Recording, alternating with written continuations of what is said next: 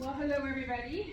Thank you for allowing me to present to you today. My name is Lynette Ferguson, and I'm actually new to the area. I moved here almost 3 years ago. I was in corporate consulting. I have a bachelor's degree in human development, and I have a master's degree in organizational development. But really, the juicy part of my story is actually that I was a single mom at the age of 19. Well, actually, I was married, but I might as well have been single.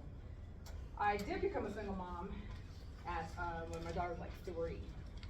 And when she was like around 3 years old, I started to go to community college so that I could start my education, because I knew that being on welfare and a single mom was not my destiny. So I took it upon myself to start school as a single mom and managed to work myself up to getting my master's degree when my daughter was an adult. So I just wanted to tell you that story because it's something that I'm really proud of, and hopefully it inspires you to like stay the path, right? It doesn't matter how long it takes you to finish and reach your dreams. You can do it as long as you're just persistent. It took me a long time to do it, but I did it. So anyways, I ended up becoming a consultant. And I don't know if you know what that means, but it basically means that I reached a point in my career where I was the expert. And I spent 15 years in technology and was then moving into organizational development, organizational change, helping organizations manage change.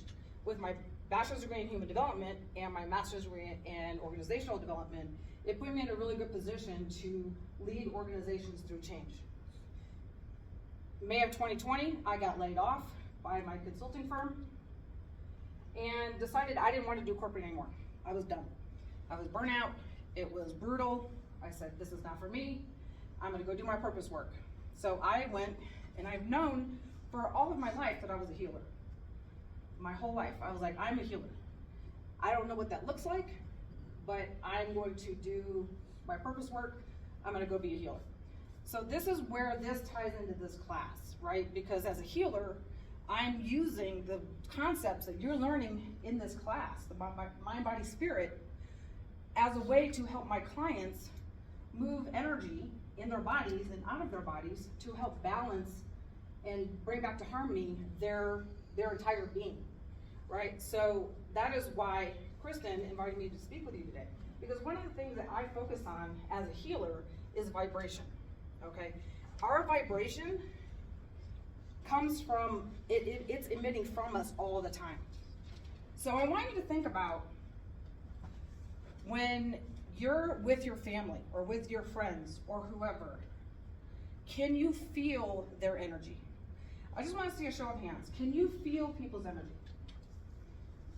Right, exactly. That's vibration. In the Bible, it says that in the beginning there was the Word. Okay, God was the Word. That's frequency. That's vibration. So everything in our environment is vibration. Is anyone familiar with Nikola Tesla's quote about everything in the universe? Or when you think about the universe, think of frequency, vibration. Has anyone heard that quote before? You know who Nikola Tesla is? Yes? Okay. Everything in this universe is frequency and vibration. Has anyone heard that we are ascending from 3D to 5D? Has anyone heard this concept? No. Woo! Got fresh meat here. Okay. We are in a process of ascending as a collective. Okay. We are moving from a 3rd density to a 5th density. Okay. Density is about the rate of the frequency of energy. Okay. So 3D is very physical. So we can feel this desk. It's very physical. We are physical beings. But how many have heard that we are not actually, these are just vehicles, right? We are souls occupying a vehicle, our vessel. Has anyone heard of this concept? Do you? We are actually light. We are light beings. So at our highest essence, we are light. we come into these physical bodies so that we can have a physical experience. When we pass away, when we die, we go back to light. And when we're on the other side, we can see and that we had experiences. We have like a council that we meet with when we pass away, and we do life reviews. And that life review is, what did I plan on achieving in this lifetime? How did I do? Did I meet those goals? And what is it I still want to learn next? And so you then have the decision to come and incarnate again into the physical to have more experiences, because this is all about our soul's growth. Okay, so that is just a little bit about that. Now, shifting into a 5D frequency, if you think about where we've been as a humanity, as a collective, as a race, thousands of years ago, what were we like? What were we like? You know, there was just mass chaos, right? Mass chaos, killing and so on and so forth. We live in the most peaceful time in our history. And the reason why is because we are elevating our consciousness at every moment. And that consciousness is that vibration. So if you think about the frequency in the vibration that you're putting off at every single moment, that is really like your key. And so I'm just gonna touch on this a little bit. So this chart is actually from a coaching program that I went through 10 years ago called IPEC, which is the Institute for Professional Excellence in Coaching. And the reason that I was drawn to IPEC is because they talk about frequency. And they talk about frequency in relation to emotions. So if you look at this chart, you've got the self here in the middle, and then you have the different levels, so 1 through 7, okay? So when we're in the level one energy, we're in the victim energy, okay? We are in apathy, we're in lethargy. So you'll know when you're in conflict, right, that you're in a level 1 or even level 2, which is anger and defiance. So these are what these first 2 levels are called catabolic energies. So catabolic energy is destructive energy. Anabolic energy is levels 3 through 7, and that's a building energy, right? That's creation energy.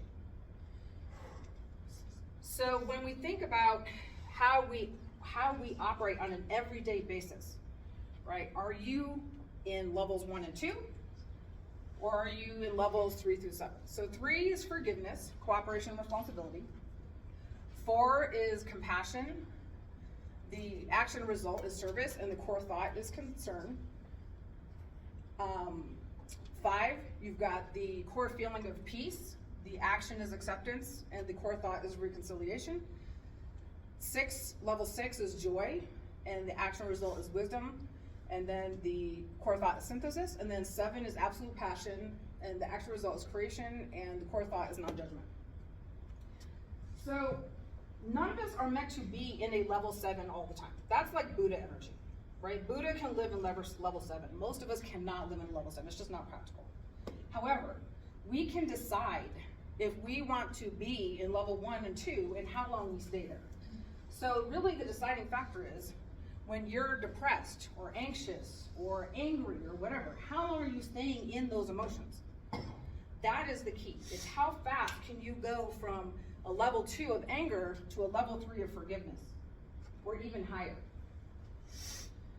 So the magic of this little diagram is it just brings awareness, right? It's like, oh, you know, I am angry, but you know what? The quicker I move into forgiveness, the more I'm raising my vibration, my frequency, so that I can get to these other stages, right? So if you're hanging out in anger all the time, are you in joy?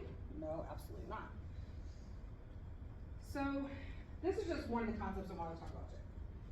So one of the things that, there's an author by the name of David Hawkins, and he wrote a book called Power versus Force. I highly recommend it. It talks about, basically this concept is actually built on his work. So he created what they call the map of consciousness. And the map of consciousness is basically this, but it goes from like 20 to 1,000.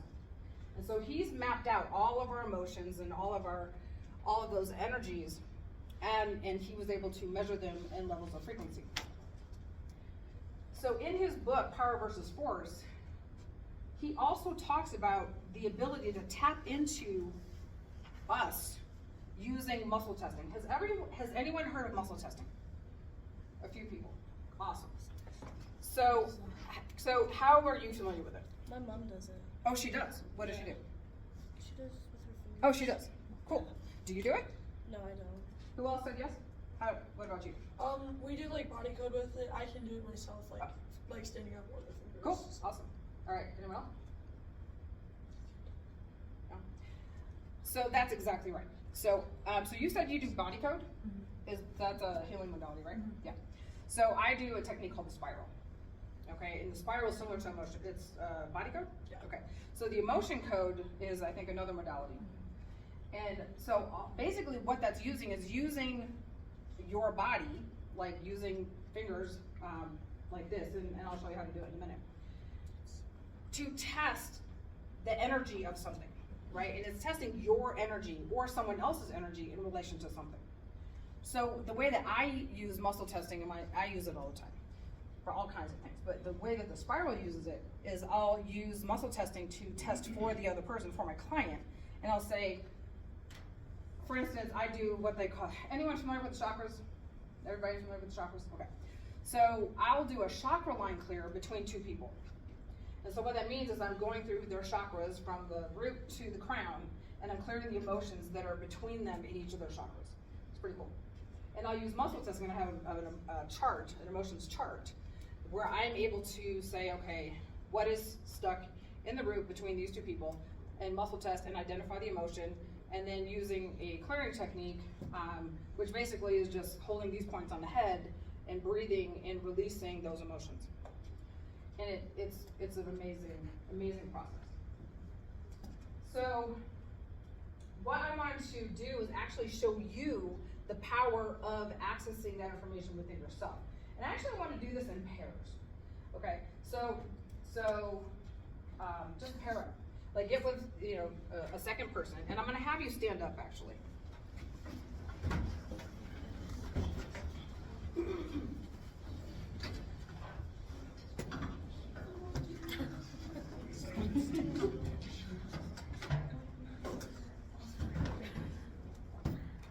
Anybody not have a partner? Who wants to be my partner? You want to be my partner?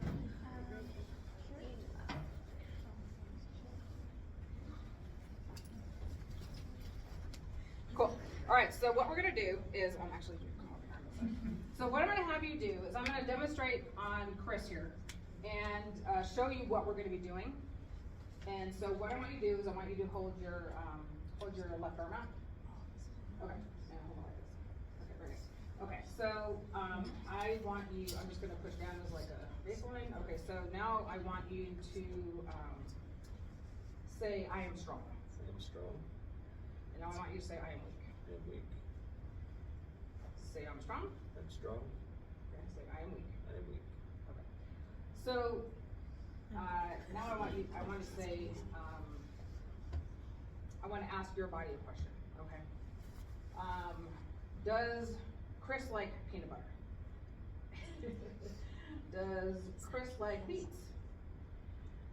Somebody food you don't like. Is there a food you don't like? Not very many. Not very many. Okay. So the point being is that our bodies basically can tell us lots of information, but you have to ask it a yes/no question, right? So okay, so hold your arm out. Say, my name is Chris. My name is Chris. Say, my name is Fred. My name is Fred. Okay. So his arm is weaker when he says my arm is Fred, or my name is Fred. So I want you to practice this like between the two of you, like one of you go first, one of you go second, doesn't matter which.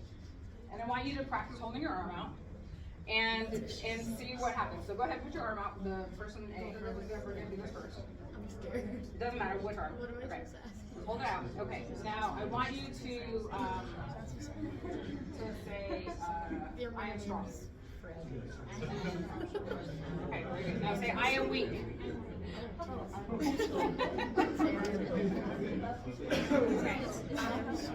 Now switch. Okay, switch. What do you do you like rocking? Okay. This is weird. I don't like the drive down. I'm scared. Yeah, lipstick. So my mom likes to. She's like, did you do it? Or I was like, no. So there's another way that I can show you the power of thought, and that is having one of you volunteer to basically stand like this, and I'm going to walk you through basically using suggestion of basically growing roots into the ground. But I'm going to have you first test. So person who wants to be the tree, I want you to turn around and I want your partner to like lift you up. Like I want you to just lift them up, just rock them, right? Because we're going to show you the power. No, don't try and be the tree yet. I want you to just do this. Have your partner just kind of rock you back. Wait, what? This way? All right, so I'm going to practice on Chris, right? So I don't even know if I can lift Chris, but okay. But you're just going to basically hold them like around their waist, and you're going to just do this. Okay? That's all you're going to do.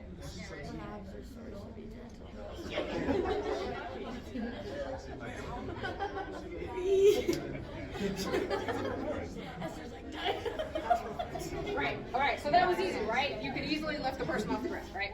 Okay, so now I want the person who's going to be the tree. I want you to close your eyes. Okay, I want you to close. We're going to get quiet for a minute. I want you to close your eyes, and I want you to imagine that you're a tree. And I want you to imagine that you have roots that are growing out of your feet and into the ground. And as these roots go into the ground, they go thicker and thicker and stronger and stronger. And they go deeper and deeper into the ground. And you are anchored to the ground, to Mother Earth, to Gaia. And nothing will be able to move you and lift you because your roots are so deep in the ground that you have become that tree. Now the person who's going to be lifting, I want you to try to lift your partner. Did I get heavier? Did I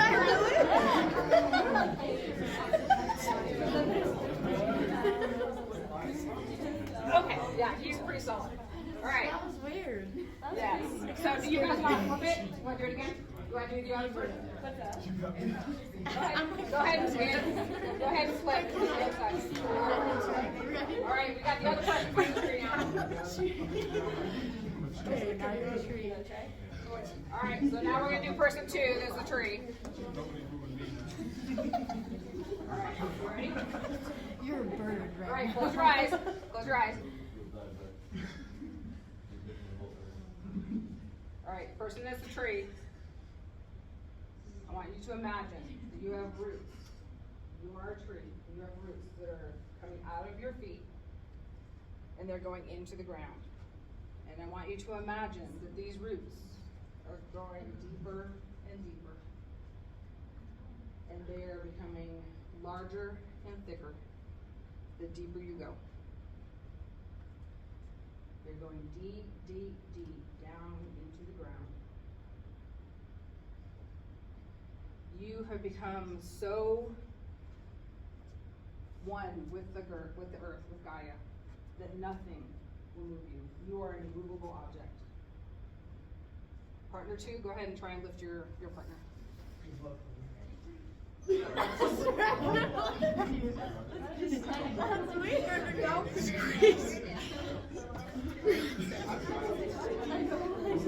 All right, you can have a seat.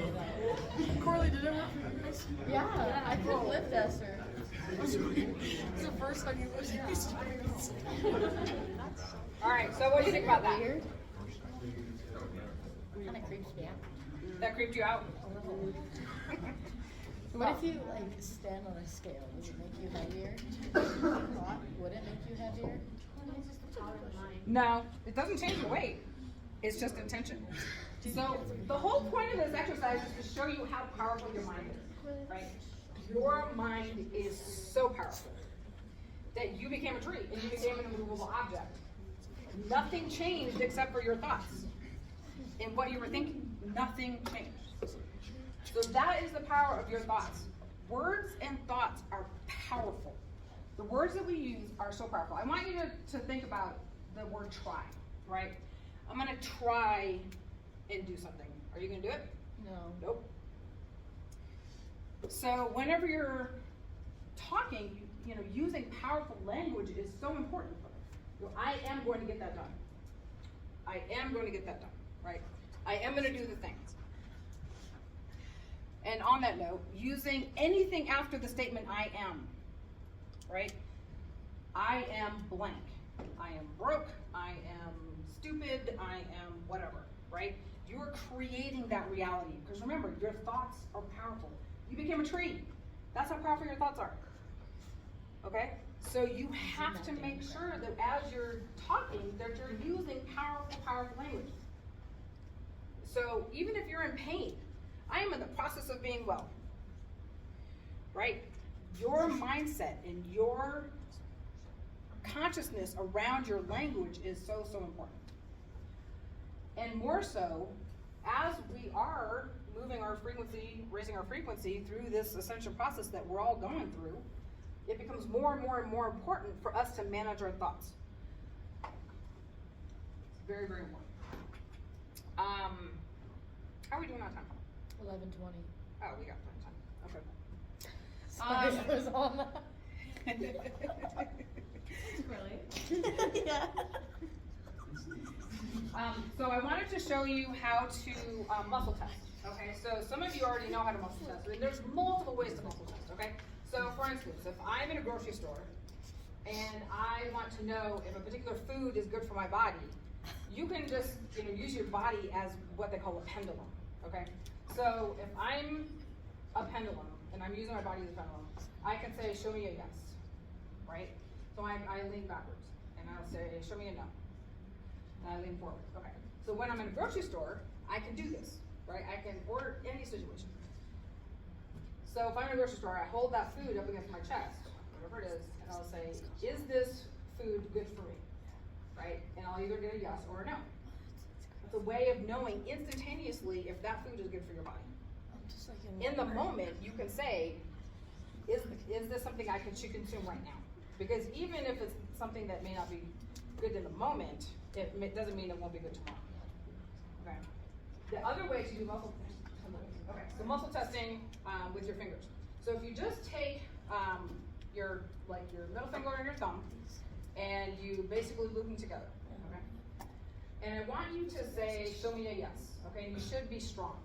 You should not be able to break that connection. Okay. So show me a yes. Okay. Now I want you to reset, and I want you to say, show me a no. Okay. And so the no, you'll get a break.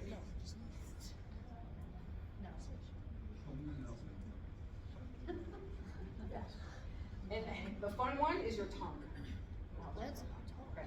So I taught myself how to do this. I was like, I wonder if I could use my tongue to show me a yes or a no.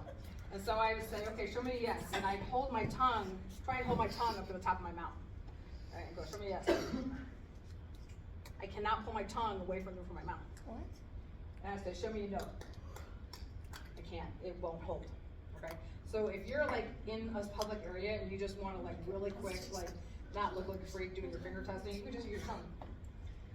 It's cool. My tongue.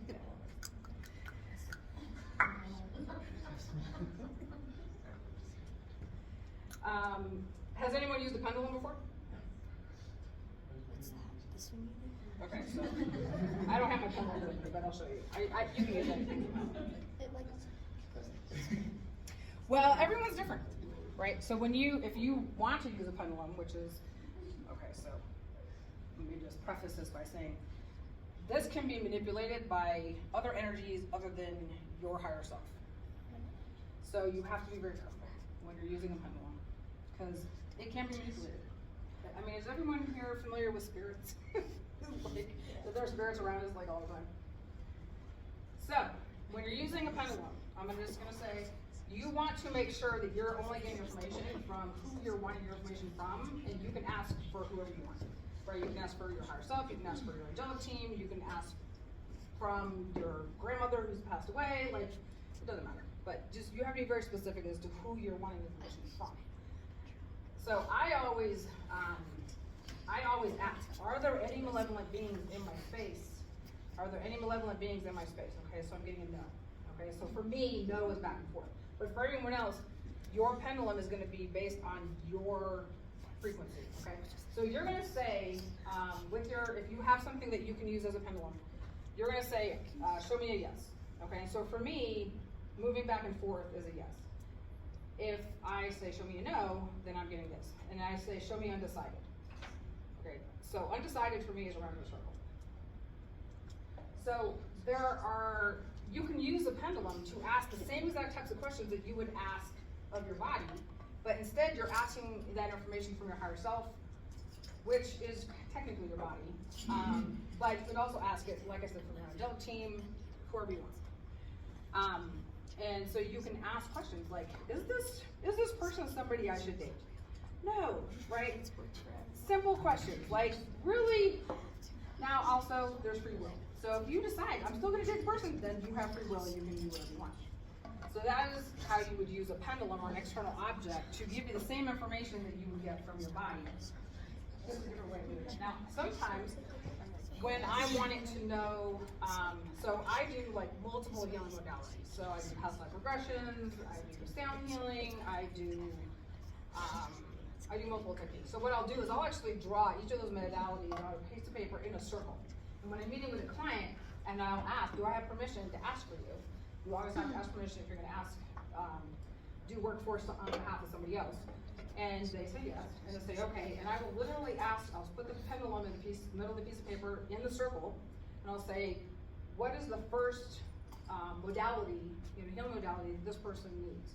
And it'll point to the one that they need. And I'll say, what is the second? And it'll show me the second.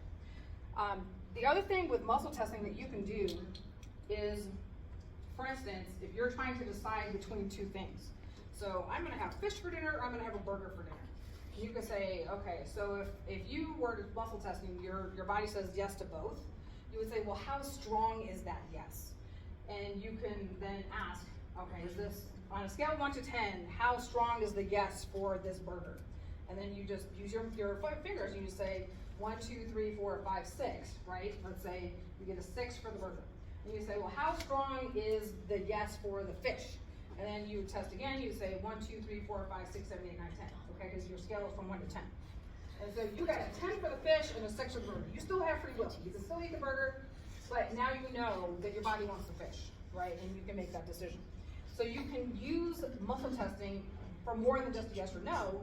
You just have to set the parameters, okay? And so using it on the scale of 1 to 10 is something that I do often. So that's muscle testing. Does anyone have any questions?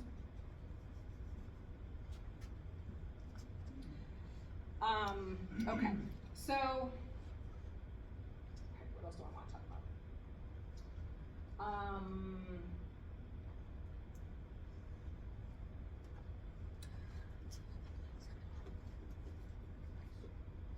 Does anyone have any questions? Oh, you know what, I do want to talk about sound healing. So I use tuning forks for sound healing. And I didn't bring them, I meant to, but I forgot. So I have a set of tuning forks. I have multiple sets of tuning forks, but one of them which is based on the chakras, and it's also based on the solfeggio tones. Is anyone familiar with the solfeggio tones?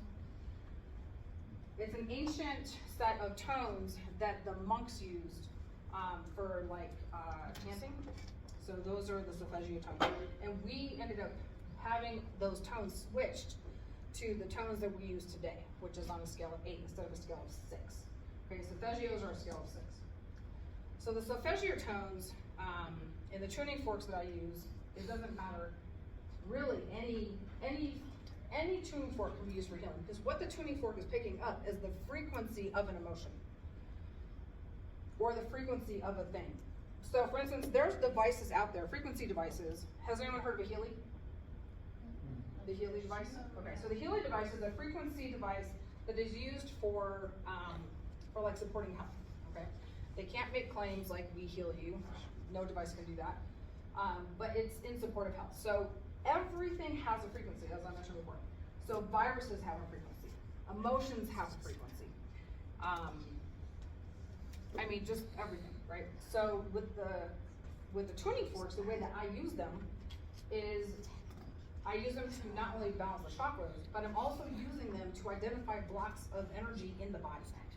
So I do this, so my client's laying on the table, and each fork has a different meaning. So for instance, the root fork, which is the root chakra, is liberating guilt and fear. And so when I'm using the fork on my client and I'm hanging the fork over their body, I have a map that shows me the emotions and what's associated with it on the body. And so I'm using my tuning fork and then holding the fork over the body, and the fork is spinning, until it finds an area of the body where there's no energy. The energy is blocked. And so the fork will stop. Okay, because the fork is picking up that there's a block in that area with that matches that frequency. Okay, so if I were to then use a different fork and go over that same area, it may not find that same exact spot, or it may, depending on if there's energy that's blocked there, because it's, again, in alignment with the frequency for that particular emotion. And then I'll use the forks to clear that emotion. So sound is, can be used for not only like picking up on emotions and stuff like that and clearing emotions, but sound can also be used for, let's say, breaking up a virus. So there are people out there on the internet who are creating tones or sounds that match the frequency of like cancer. And there's frequency devices out there. There's one called there's the Healy, obviously. There's many that are entering the market right now, because this is new age technology. This is new technology that is beyond where we've been at with our medical system, right? Because our medical system is very, it's allopathic based, right? It's this for that, right? You have an ailment, I'm gonna give you a pill. Whereas functional medicine, for instance, is is basically going and looking at what's the root cause of the disease, right? Is it that you're missing iodine or magnesium or whatever it is? But our emotions and unhealed emotions, unhealed trauma in the body, actually cause disease. So you'll be able to see. So for somebody presents with cancer, they have unresolved anger likely in their body, or resentment. Okay. Liver is all. Have you guys learned this stuff? Like the different parts of the body hold different emotions. Have you heard of this? No. You have? Yeah. So this is like the basis of like traditional Chinese medicine. Is all based in like the liver holding anger and so on and so forth. So so when we have unresolved trauma, right? So if we were, beat as a child, or even just like was bullied, like that creates trauma in the body. And the more that it goes left unhealed, that actually will, it's like a festering. There's a book called The Body Keeps the Score, okay? And in that book, it talks about how the body is always keeping score of everything that's like happened in our lives, especially if it's unprocessed. So if we have unresolved anger or resentment or whatever, that ends up in dis-ease in the body later on, okay? So they've been able to track when somebody presents with a disease, that they can go back and say, okay, at some point, in the last couple of years or whatever, you had this trauma, or 10 years or 15 years or whatever, there was this trauma that was unresolved that's actually linked to the disease. Now, when you resolve the trauma, then you now disconnected the link between the trauma and the disease, and the disease no longer has anything feeding it from an emotional level. So this is where we're going in medicine, right? Medicine is not just a pill for an ill, right? Medicine is figuring out what is the root cause of that ailment.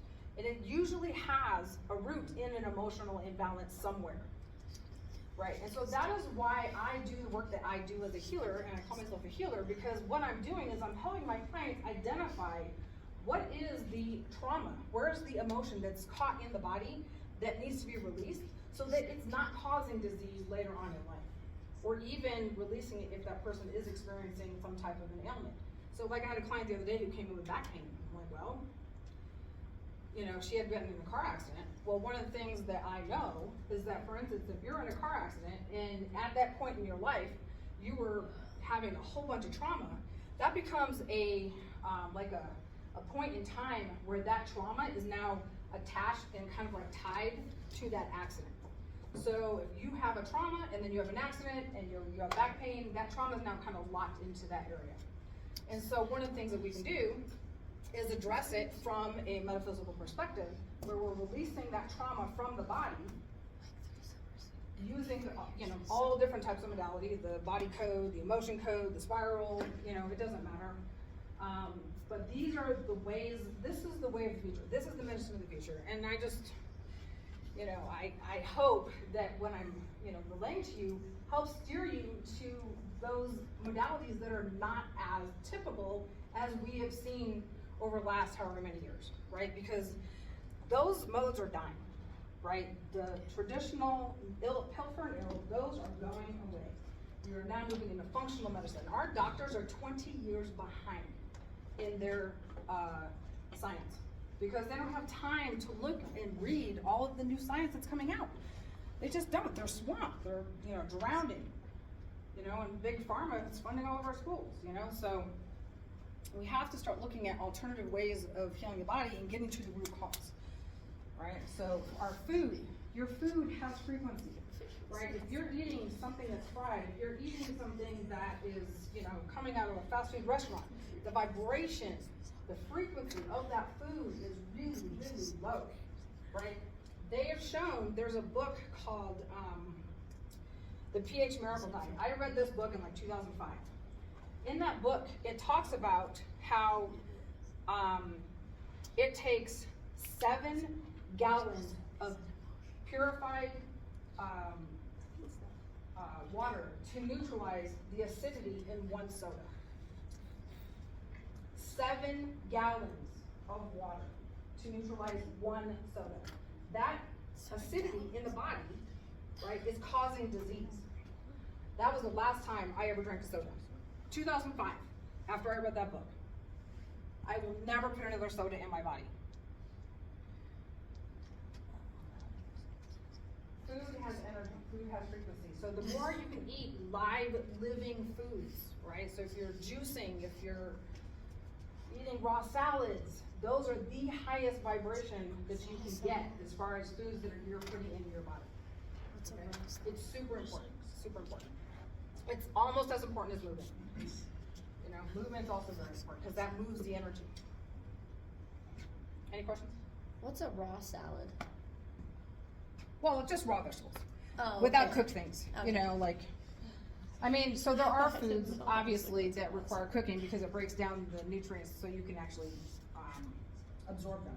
So like broccoli and cauliflower, anything cruciferous vegetables need to be cooked because your body can't absorb the nutrients. They're just not broken down enough. Okay, but a lot of times eating raw foods, raw carrots, your greens, your leafy greens detoxify your body. And all of the colors of the food actually mean something, right? So red foods actually feed your cardiovascular system, your blood. So, you know, like orange, carrots, right? So that's your eyes, right? So you're getting those nutrients, and those nutrients are a lot of them are called anthocyanins. So, for instance, berries are full of anthocyanins, and those are antioxidants. So those are the nutrients that are going through your body and neutralizing all of the negative stuff that your body's creating from all of the bad foods that we're eating. So eating berries is super important. Those are like the highest frequency foods you can eat are berries. So let's see what else. We've covered our thoughts, we've covered our emotions, we've covered our food. Okay, family. I want to talk about family a little bit. Okay? People in our lives who you know who they are. They're the negative Nancy's. They're the ones who you talk to and you're like, I can't wait to get off the phone with you because you're bringing me down, right? That's that catabolic energy, that levels 1 and 2 energy. And paying attention to those people in your life and saying, you know what? I choose to be with people people who are bringing me up, not bringing me down, right? And making a choice of picking friends by their vibration, by their frequency. And if there are people and members of your family who are doing the same thing, it's okay for you to say, you know what, I need a break, right? I need a break from you. Because being in the presence of people who are bringing you up by their frequency is going to bring you up, right? You're going to be more joyful, you're going to be happier, you're not going to be pulled into drama, right? So on and so forth. Television, radio, music, any of that stuff, all of that has vibration, right? So if you're watching the news every day and you're consuming the negativity from the news, which is literally programming you, you're being programmed by those negative frequencies that are coming out of the television, right? Movies that are like slasher movies and movies that are where like it's like disturbing, movies that are disturbing, those are literally impacting your field, your energetic field. So you have to be careful with what you're putting into your body from every angle. So if you're listening to hardcore rap where they're talking about shooting people and you know all that other stuff, right? Or even just hardcore rock where it's just angry, right? Sometimes you need the angry mood, right? But just know that the frequency of the vibration that's coming off of that music is impacting you. Back in 2008, I stopped watching the news because I could not handle the frequency. So wouldn't that be a reason or two why someone might seek after watching those types of things or engaging those types of things time after time after time, even though it's negatively affecting them? Is it just matching the vibration that they're at, or how would you explain that? Well, yeah, I mean, if you're drawn to angry music, you're angry, right? Like, yes, it's a vibrational match, right? And so if you're wanting to raise your vibration, you're wanting to be able to manifest with your thoughts, right? We are powerful manifestors. We are so powerful, right? I just showed you how powerful your thoughts are when I turned you into a tree, right? Your thoughts are so powerful, right? So if you're wanting a happy life and you're wanting to manifest things in your life, you know, I want this job and I want this car and I want this mate and so on and so forth, you need to raise your vibration so that you can be in alignment with the things that you want, right? If you want a partner who's happy and successful and so on and so forth, you have to be happy and successful, because otherwise you're not going to be a vibrational match for that person, right? So consciously choosing the music that you listen to, consciously choosing what you're putting in visually, you know, be in movies and television and so on and so forth, is super important.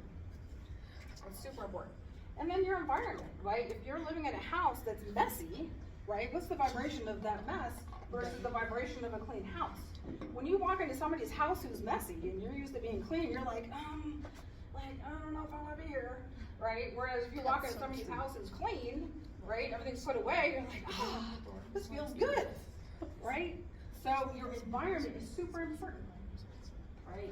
And paying attention to that. And, you know, feng shui is real. Feng shui is real.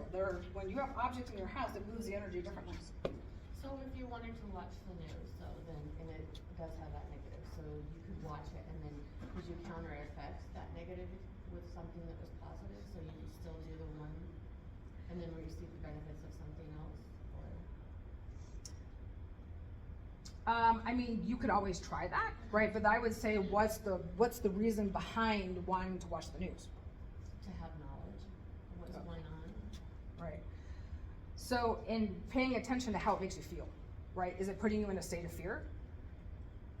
I mean, yeah, I guess it could. Right, I mean, there's exactly. some scary things that are happening, but also you don't want to be like ignorant.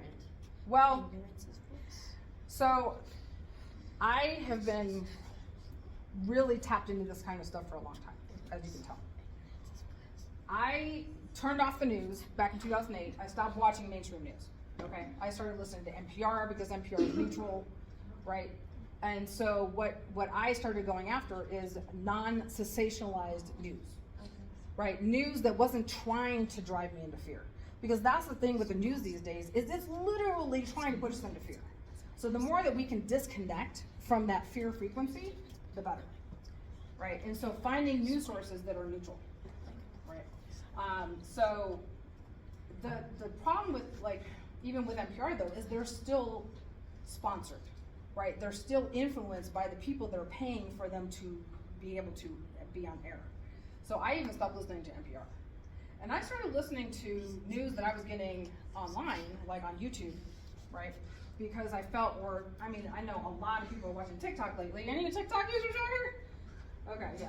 So TikTok, there's lots of stuff coming out that the news is not reporting, right? Like, you watch stuff on TikTok that you will never see on the news, right? So I stopped paying attention to the news because that's all programming. They're literally showing you what they want you to see, right? Versus something on Twitter or YouTube or whatever, you get to curate what you want to see versus what they want you to see. Okay, and so, but even now, because I am so tapped into my frequency and wanting to raise my frequency, I've stopped listening to all of it. I'm like, I don't care about the news. I really don't care what's going on around me. Right? So would you say that, like, your frequency or like other people's frequency is more like a mindset kind of thing? So it's all about like what you tell yourself and how you go about that? Right. Of like changing the frequency of what you're feeling? Yep. Right, so if you recognize that you're depressed or you're angry or whatever, the sooner you can recognize it, that's called being aware, consciously aware. Being consciously aware of our emotions, our thoughts, our feelings. And I'm not saying to bypass your feelings because we need to feel. That's how we're going to be operating mostly as we move forward, is through our feelings. So tapping into how we feel about something, which is that resonance, you're picking up on that frequency, that is how you're gonna move yourself forward. That is the core of your intuition, right? Your feeling is your intuition, right? So how you feel about something, listen to it. It's telling you something, right? If it's making you feel bad, move away from it. If it's making you feel good, move towards it. So does that kind of go along with like when like people tell you to like listen to your gut? Yep. Like that is like intuition is saying like, Exactly. okay, that's not something that I should do. Yeah. And you know, intuition comes in many different ways, right? And so some people are clairvoyant, so they have visuals, they can see. Some people are clairaudient, so they actually literally will hear things. Some people are claircognizant, which is what I am, which is kind of like more of like a knowing. There's clairsentience, which is the feeling, right? And so people who are, have you heard of the term empath? You know, people who are empaths, right? They can feel everything. You know, so they can feel other people's emotions, but all of us can feel other people's emotions. Just empaths feel it stronger, right? And they can feel other things too, right? Because I have a friend of mine who's super tapped into Earth, to Gaia, and she feels everything that Gaia is processing. Yeah, talk about torture. Right? I'm glad I'm not that deep. But listening to our feelings, listening to that gut, like our gut knowing or that instant knowing, right? It's telling you something. Like if you're like, you meet somebody on the street and you're like, ooh, yeah, I'm gonna stay with you, right? That's your intuition. It's telling you something. So, you know, back to like, we emit frequency, we emit vibration at all times. So making sure to be cognizant of your thoughts and be aware of your thoughts and how you're feeling, because if you're wanting to attract somebody, you know, that's a happy tribe versus a not happy tribe, you have to be happy, right? Any other questions?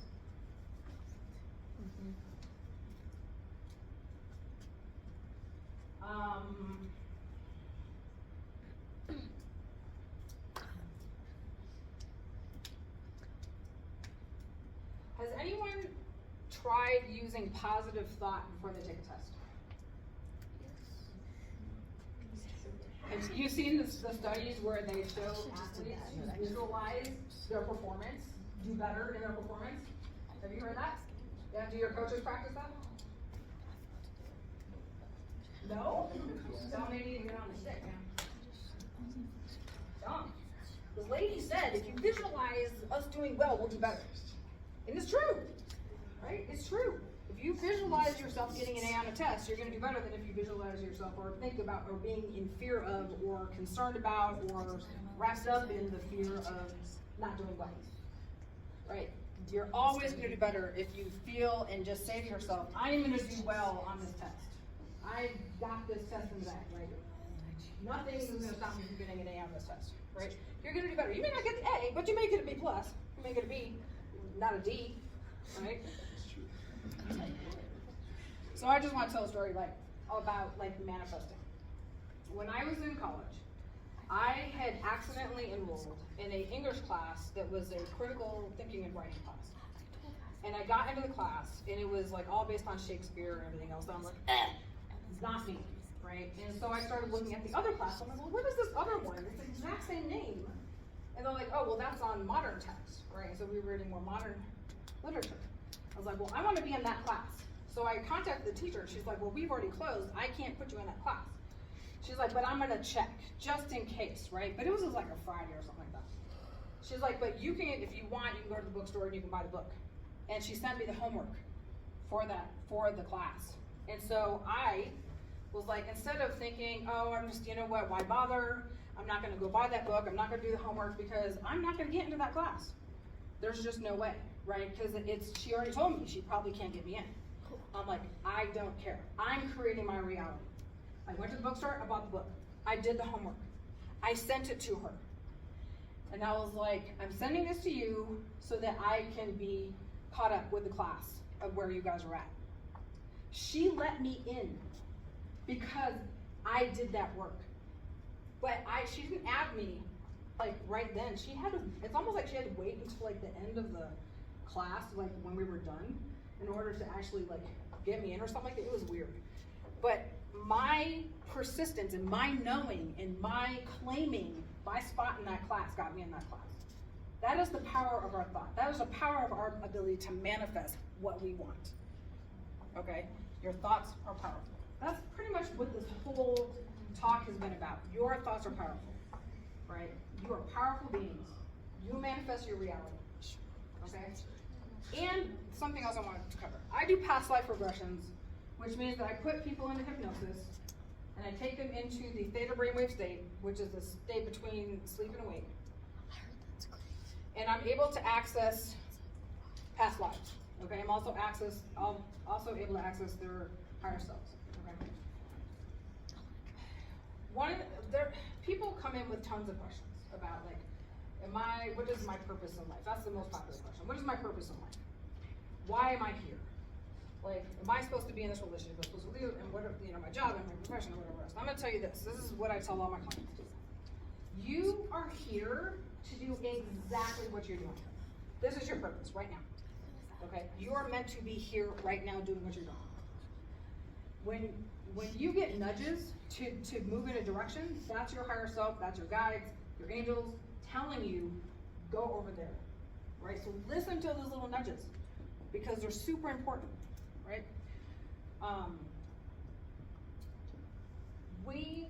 Even when we have like somebody who dies early, like in like, let's say they die at the age of 7, okay? Or maybe it's a mom, who dies giving birth or whatever. Like, we sign up for these experiences. We sign up because we're always trading places with the other souls that we incarnate with, right? So we have soul families when we're on the other side. And we usually incarnate about every 100 years or so because we don't want to come in at the same time as the people that we have lives with, right? So when we're on the other side, we are basically contracting with other souls to play different roles in our lives. So I will say, okay, we're gonna be sisters, you're gonna be my mom and dad in this life, okay? And I wanna learn these experiences. In order for me to learn those experiences, I wanna, for instance, I wanna learn empathy and compassion, or I wanna learn forgiveness. I will be given challenges that I've set up for myself, along with those other people, to give me those challenges, okay? So the more that we can detach from an emotional perspective, from the things that are happening in our lives, and say, you know what, I signed up for this, and therefore, what's the lesson that I'm supposed to learn from this? Because the more that we ignore, does anyone have something where I keep hitting my head on the same thing over and over again, like I keep dating the same type of guys, or the same kind of women, or whatever, right? There's a lesson there that you're not learning, and you will continue to learn those lessons in this lifetime until you learn them, and then you can move on. Because you came in for a very specific reason, right? And that is to learn these lessons. Has anyone heard of karma? Yeah.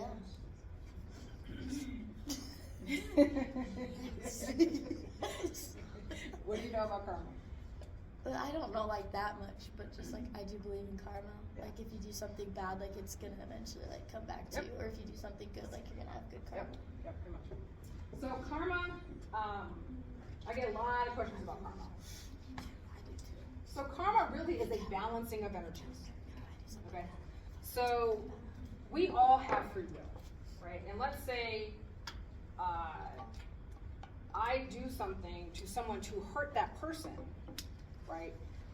That same energy will then be returned to me as a repayment, right? Because I'm having to balance the energies. That's all it is. So in our previous lives that we've learned, we have karmic debt that is being repaid in this lifetime. In all of our lifetimes, we're always repaying karmic debt with somebody else, right? So the good news is, I have really good news. We are off the karmic wheel. So we are no longer supposed to be incurring karmic debt, right? So most of us that are here, especially you guys are the leaders of our future. I mean, like never ever before. Okay, you are leaders. You are here to continue to raise the vibration of humanity. Every single one of you, right? You came here with a higher frequency than other generations before, and the babies that are being born today have even higher frequencies, right? So as each generation is born, we are born with higher frequencies that is lifting us up continually and continually. We are off the karmic wheel. So what that means is that most of our lives moving forward are going to be fairly easy, right? Because we're not here to incur karmic debt. We are here to repay the karmic debt, meaning that there's going to be relationships that we have where we're having to repay that debt. But that can look like a son repaying a karmic debt to his parents in some way, right? It doesn't have to be like a relationship necessarily. It can be siblings, it can be parents, or whatever. So karmic debt right now is being paid almost immediately. So as soon as you do something that is going to require payment, expect it to come fairly quickly. But we're not carrying it to other lifetimes. That's the important piece, right? We're not carrying it to other lifetimes. And the other thing I just want to say about lifetimes is that we used to, it's our perception here in the 3D that our lifetimes are linear, where we have a lifetime that's way back thousands of years ago versus a lifetime that's now. Time is actually this way. It's all happening at one time. There's really no, the concept of time doesn't exist. It exists here in the 3D because it's how we're structured in the 3D. But we're moving to a time when time is getting weird. I don't know if you've experienced time being weird. That's a shift that we're going through right now. So that's karmic debt. We're no longer incurring karmic debt. We're just getting instant repayment. So we are also being asked right now to be service to others versus service to self. We are being asked to make a choice. And it's happening right now. Okay, we are being asked to make a choice right now. Are we going to be in service to the other, or are we going to be in service to self? Okay, and there's a timeline split that's happening. And I'm getting super woo on you. There's a timeline split that's happening. And we're all being asked to make that choice. We're all being asked to make that choice. And so service to self means that you're selfish, right? You're out for yourself. And you're focused on yourself. And what can I get? And lose, right? And when we go back to here, we can see, so level 5 is win-win.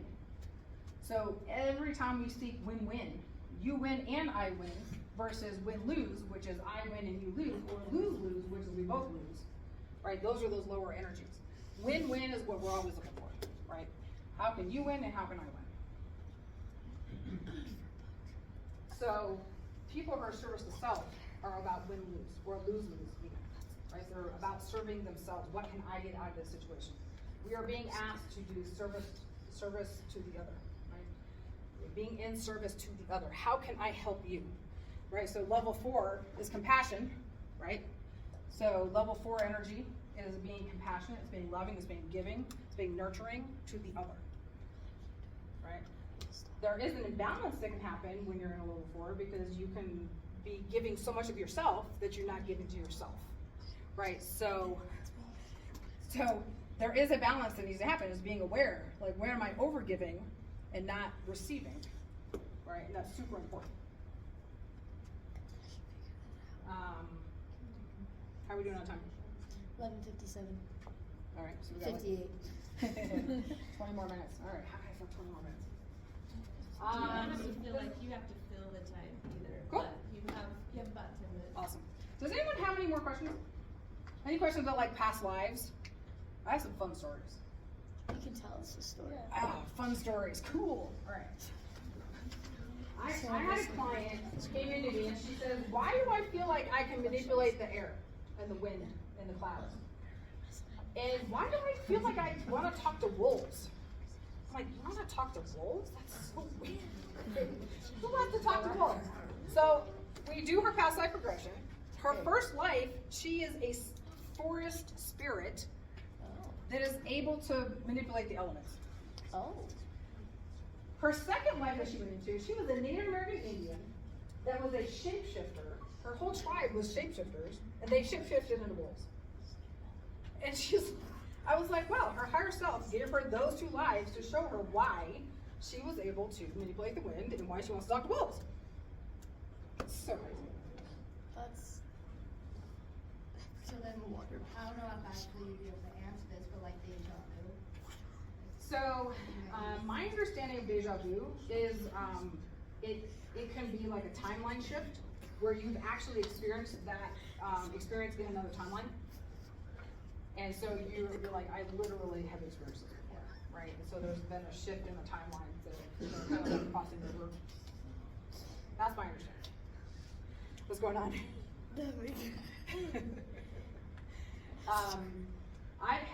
I've done over 80 past life regressions, and the stuff that comes up in my past life regressions are mind-blowing. If you really want to dig into this stuff, like past life regressions and stuff like that, has anyone heard of Dolores Cannon? I feel like I have. It sounds familiar. Yeah, so Dolores Cannon was a hypnotherapist from long ago. She died in like 84. And she was using hypnosis as a way to like smoking cessation, losing weight, like stuff like that. Well, she was finding that her clients went into past lives, like spontaneously. She was not even trying. She's just like, what is happening? And so she figured out a way to make it happen. She's like wrote scripts and stuff to make it so that people would go into past lives. So I learned from her. I learned her technique. I didn't learn, I mean, she's dead, but I learned her technique from her daughter. But she has books. How long does it like take? Like For a past life regression? Yeah. It's like, I try to allow about 5 hours. 5 hours? Uh-huh. You sit there in hypnosis for 5 hours? No, you're in hypnosis for about 2. 2? Yeah. But what's crazy is that when I ask my clients, like, how long do you think it's been? They're like, I don't know, 30 minutes. Oh. Are they able to remember it? So, most of the time, yeah. How long does it take for you to get them there? About half an hour. So usually the first 2 hours is me kind of doing a life review of like what you've experienced in this lifetime so far, because I need to know how to navigate you once you're in talking to your higher self, especially. And what too, when I'm regressing people and putting them into a past life or taking them into their past life, they're the ones seeing the story. I don't see it, right? So they're just telling me what they're seeing.